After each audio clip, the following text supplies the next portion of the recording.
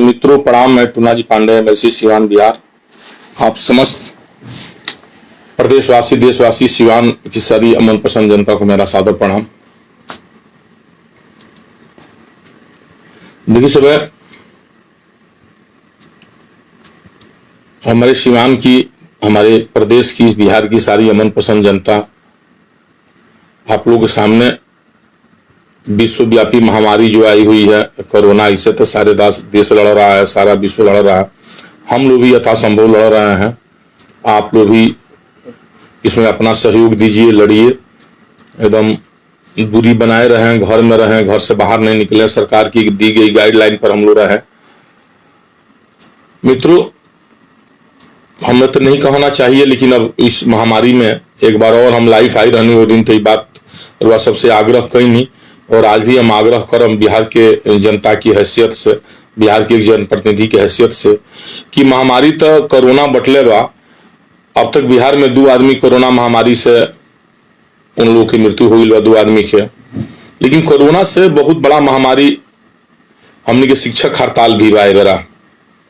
और सरकार पता नहीं कौना नींद में सुतल बा। हमने के काय में कहल जा, सरकार के कुछ कहत में भी नहीं बन पावत। सरकार तरह तरह के बात कहे लगी। सरकार के में पहल करे के चाहिए आगे आके कि कैसे भी हड़ताली शिक्षक लोग के हड़ताल तुड़वावल जा, वो लोग के शीर्ष नेतृत्व से बात कल जा। लेकिन सरकार वो लोग के मांग कितना मानता नहीं मानत, ही तो अभी सेकेंडरी बात बा। वो लोग के साथ वो मांग बा, लगभग वो लोग के मांग सब जायज बा, उसमें कहीं गलती नहीं है। लेकिन सरकार सम्मानजनक बात भी करे में सकोच कर रहा बा। कहीं ना कहीं सरकार के मन में कहीं ना कहीं जरूर कुछ दुविधा बा, कुछ गलत बा, कि जिसके चलते सरकार बात करे से भी भागती है। ये बहुत दुखद समाचार बा। 51 गो शिक्षक लोग, 52 गो शिक्षक लोग के मृत्यु हो गई पूरे बिहार में। ये बताई कोरोना से कितना बड़ा महामारी बा, जेकर परिवार शिक्षक के भत्ता पर चलत रहा, वेतन पर चलत रहा, परिवार के ऊपर का बीतत हुई। सरकार 4 लाख रुपया मात्र देवे के कहती है। ये पुराना आपदा प्रबंधन के तरफ से बातें, कोनो सरकार के नया प्रोग्राम नहीं है। हमनी के सरकार से हम आग्रह करतनी कि जोन भी शिक्षक ये हड़ताल के वक्त जिनका अकाल मृत्यु हो गई, हार्ट अटैक हो गई, पैसा का अभाव में दवा ना हो पाओ, उनका कम से कम 15 लाख रुपया सरकार कम से कम मुआवजा दे। क्योंकि 4 लाख रुपया पहले से बा, 11 लाख अपना तरफ से। अभी देख कोनो प्राइवेट स्कूल, प्राइवेट फैक्ट्री में अगर कोनो भी मजदूर काम करता, चाहे केहू कोनो काम करता, हमरा ये अनुभव बा कि डेली बेज में वो बहाल कैनी, ओकर बाद ओकर परमानेंट भी हो जाला, आराम से नौकरी करेला, रहेला बेचारा, ओकर पीएफ वो सब कटेला। और सरकार कैसन नियोजन ई बाटे कि इमे कोनो एकर कोनो प्रावधाने नहीं है, एकर कोनो व्यवस्था नहीं है। उतना टीचर लोग मांग कर रहल बाटे, वो लोग मांग जायज बा, वो लोग के मांग पर सरकार के विचार करे के चाहिए। विशेषकर हम तो शिक्षा मंत्री के ज्यादा ना कह पाए, वहाँ के योग्य बुजुर्ग आदमी बानी, वहाँ के देख हल्के से लागेला कि हमेशा एनी टाइम वहाँ के गुस्से में रही न। बुझाता कि पूरा बिहार सरकार के शिक्षा विभाग वहाँ के मुड़िए पर चलेला, हमरा ये बुझाला। वहाँ के सरकार के लोग कुछ गुमराह कर दिले बा, पदाधिकारी लोग, जैसे जो सीनियर पोस्ट पदाधिकारी बैठल बा लोग, उस सरकार के भी कुछ गुमराह कर रहा बा। मंत्री महोदय लोग जाकर हमारे मुख्यमंत्री महोदय के भी गुमराह कर रहा बा। इससे सरकार के बहुत बड़ा क्षति हो रहा बा। आज ना तक काल क्षति के भुगते के पड़ी। सरकार के ऊपर उठे के चाहिए, नींद पर सुतला से फायदा नहीं है। सरकार कम से कम, शिक्षक लोग भी सरकारे के एक ठो अंग हटे। शिक्षक लोग के ये सरकार, जो सरकार अभी बा, यह सरकार ऊपर बहाल भी कैले रहे, तो कम से कम शिक्षक लोग के सम्मानजनक बात करके ये हड़ताल के खत्म करावल जाए, तो वो लोग के शीर्ष नेतृत्व से बात कल जाए। विशेषकर हम अपना एमएलसी भाई लोग से भी आग्रह करब कि 6 गो एमएलसी भाई साहब हमारे सब स्नातक से, 6 एमएलसी भाई साहब बा हमारे टीचर से, शिक्षक से, हम भी बानी साथ है, और भी हमारा ऐसा बहुत एमएलसी लोग बालो कि जे में सहयोग करे खातिर तैयार हुई। हम शिक्षक वर्ग के शीर्ष नेतृत्व से, ये भी संगठन के शीर्ष नेतृत्व शिक्षा वर्ग से, वो लोग से आग्रह करब कि आप लोग एमएलसी लोग का भी सहयोग लीजिए। एमएलसी लोग से भी आह्वान कीजिए कि भाई वो लोग भी आपके लड़ाई में लड़े, और हम आप सारे एमएलसी लोग से भी हाथ जोड़ के आग्रह करब कि इस लड़ाई के हमनी के बहुत अच्छे ढंग से शिक्षक के तरफ से लड़ल जा। और वह सभी 12 आदमी बानी, हम भी बानी, 13वां हो गई, और 2, 4, 10 एमएलसी लोग हमनी के संगे जरूर आ जाई। और सरकार ये जाति करती है शिक्षक लोग के संगे एकदम। शिक्षक लोग के जब गुरजन लोग के भी वो मान सम्मान नहीं दे सकत, अच्छा ढंग से बात करे की स्थिति में सरकार नहीं है, ये सरकार के का कहल जाए हमारा समझ में नहीं आवत। ऐसे हमनी के विशेषकर शिक्षा मंत्री से आग्रह कैला से शिक्षा मंत्री मानो मुनम ना हमरा जहां तक पूरा आशा बा आग्रह करे कि यहाँ कहिए नहीं छे यहाँ के जितने गोड़ लागल जाई उतने यहाँ के दूसर भाषा समझत नहीं तो हमनी के वही भाषा में यहाँ के समझावल जाओ कि एक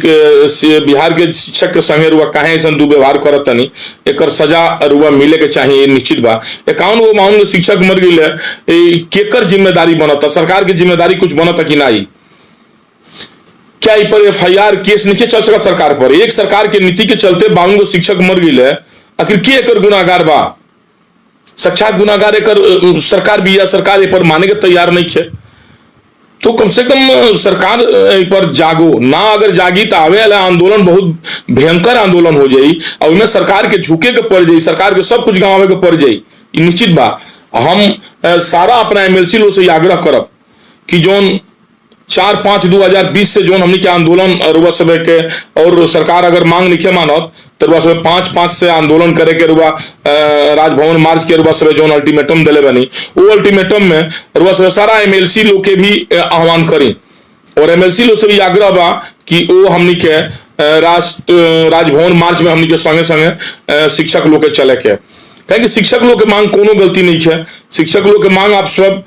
महिला लोग के 100% ऐच्छिक स्थानांतरण भाई में कौन गलती बा बात भाई एकदम सही बा राजकर्मी के दर्जा रुआ काहे नहीं देत कितना दिन दिल्ली में रुआ खटावत रहे कम से कम मान सम्मान दर्जा तो राजकर्मी के रुआ दी वो लोग के कौन मांग वो लोग गलती बा हाई कोर्ट सुप्रीम कोर्ट के जो आदेश बा 78 नंबर वो आदेश के रुआ पालन नहीं कर पावत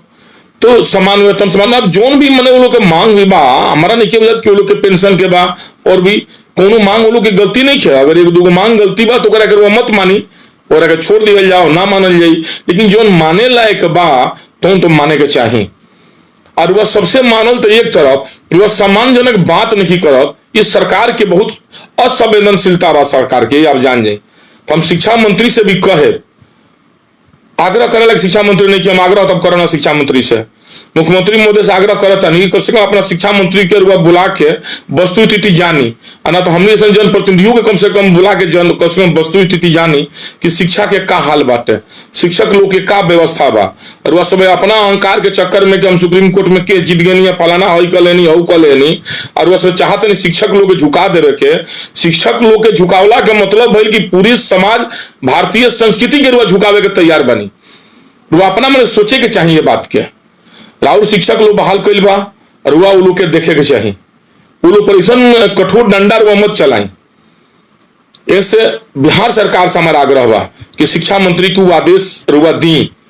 और ना तो एक समन्वय समिति लोग के बुला के जे भी शिक्षक वर्ग के शीर्ष वर्ग के नेता बा वो लोग के बुलाई और बुला के ये लोग के मांग पर वह विचार करी जे भी इस समय हड़ताल के समय जे भी जिनकी भी मृत्यु हुई है शिक्षक लोग की 52 आदमी की इन लोगों को कम से कम 15 लाख रुपया मुआवजा दीजिए तब उन लोग का एक मजदूर का भी एक मन क्या मन हमको समझ नहीं तो आपदा प्रबंधन के 4 लाख बहुत पहले से चला आ रहा है इसमें आप क्या शिक्षक लोग के लिए अलग से व्यवस्था किए हैं समाज के जिनको आप अग्रणी गुरुजन पूरी रीढ़ इनके ऊपर बनी हुई है अब आप उन्हीं पर थोड़ा सा भी ध्यान नहीं दीजिएगा तो कहां तक शिक्षा स्तर चला जाएगा बिहार का क्या स्थिति होगा हमको समझ नहीं आ रहा आने वाले दिन में हर कर्मचारी को लगेगा कि आप हमें अपमानित कर रहे हैं तो आप को अपमान करना शोभा नहीं देता है सब आप शिक्षक लोगों को बुलाइए शिक्षक के वर्ग को बुलाइए और उनसे वार्ता करिए उन लोगों की मांगों पर विचार करिए सहानुभूति पूर्वक अब पहले तो मान सम्मानजनक उनसे आप बात करिए अपने शिक्षा मंत्री को कहिए आपके शिक्षा मंत्री उस योग्य है नहीं शिक्षा मंत्री और उनके जो भी माने कसिंदे चाहे करिंदे जो भी व्यक्ति लोग हैं सलाहकर्ता वो शिक्षा मंत्री को और बिहार सरकार को डुबा देंगे ये शिक्षक आंदोलन ऐसा न हो अभी एक जेपी आंदोलन से निकल कर आए हुए हैं एक बहुत भयंकर आंदोलन हो जाए अब ये मीडिया ऊपर देख रहे थे क्या मछली पार्टी कौन पार्टी लोग मना रहा है और शिक्षकों के विषय में कोई सोचिए नहीं रहा है ये सरकार की असंवेदनशीलता है तो हम सारे अपना MLC भाई लोग से हाथ जोड़ के निवेदन आग्रह करब स्नातक क्षेत्र के और शिक्षक वर्ग के सारे लोग से हाथ जोड़ के आग्रह करब कि रुआ समेत बहुत पुरजोर हमेशा शिक्षक लोग के मांग उठावे नहीं हमें बात से सहमत बानी ये लड़ाई आर पार के लड़ाई लड़ देवे के बाद सरकार के सामने सरकार की महसूस हो जाओ कि कोनो जनप्रतिनिधि के इस तरह माने अपमानित कईल ये उचित नहीं है ये पूरे शिक्षा के जगत के अपमानित किया जाता है और जितने शिक्षक बंधु हमारे जितने बचे हुए हैं सारे लोग एकजुट हो जाए और एकजुट होकर के सरकार पर हल्ला बोले कि सरकार को लगे कि हाँ आप शिक्षकों को जहां जहां अपमानित किए हैं, जिस राज्य में जहां शिक्षक का गुरुजन का अपमान हुआ है वो राज्य भी नष्ट हो गया है, आप और हम क्या चीज है। तो इसीलिए आप लोग हाथ जोड़ करके बस यही आग्रह करेंगे कि ये कोरोना महामारी में सब लोग को अपने सतर्क भी रहना है और विशेषकर शिक्षक वर्ग पर विशेष ध्यान देना है। और सरकार से, बिहार सरकार से विशेष आग्रह करेंगे वो शिक्षा मंत्री को बुलाएं और बुलाकर उनको मार्गदर्शन दें, और जो भी शिष्टमंडल दल है शिक्षक वर्ग के उनको बुला करके उनसे सम्मानजनक बात करें, बात करके हड़ताल जल्दी तोड़वाएं। मैं समझ रहा हूं इस बात को, शिक्षा विभाग का हड़ताल बहुत ही दुखद हड़ताल है, और पता नहीं शिक्षा मंत्री को पता है कि नहीं पता है, उनका लड़का तो थी में नहीं पढ़ रहा होगा सरकारी स्कूल में, और ना उनको इससे मतलब है। लेकिन जिस गरीब आदमी का बच्चे सब सरकारी स्कूल में पढ़ रहे हैं, उस परिवार के साथ शिक्षा मंत्री नाइंसाफी कर रहे हैं। थोड़ा दूर से सोचे तो वो तो एक भी शिक्षक नहीं रहेंगे, तभी लोग जिसको जहां पढ़ाना होगा सो पढ़ाएगा करेगा। तो सब शिक्षक लोग एक बार सबको सस्पेंड कर दें, पूरे बिहार का शिक्षक प्रणाली ही खत्म कर दें, नया स्तर से सारा कुछ काम होगा। आया न तो कहीं भी अगर आपके किसी कोना में संवेदनशीलता बना है, वो गरीब परिवार के विषय में सोचिए। जिस परिवार का बच्चा स्कूल में पढ़ने आता है उस परिवार के विषय में सोचिए कि उसके बच्चे के ऊपर क्या बीत रही है, वो क्या पढ़ रहा है स्कूल में। और वो शिक्षक के विषय में सोचिए कि जिनकी पूरे परिवार शिक्षक के नौकरी से चलता है। आप दोनों पर विचार करते हुए और शिक्षा जगत को डूबने नहीं दीजिए। शिक्षा मंत्री, हमेशा आप गुस्से में रहते हैं, एनी टाइम गुस्सा में आप रहते हैं, गुस्सा को थोड़ा दिन बाहर रखिए, उम्र हो गया आपका। और मुख्यमंत्री महोदय से आग्रह करेंगे कि शिक्षक वर्ग के शीर्ष नेता लोग को आप बुलाइए और बुलाकर उन लोगों से आप सम्मानजनक बात कीजिए। बस यही बात करते हुए वाणी को विराम देते हैं। धन्यवाद, प्रणाम।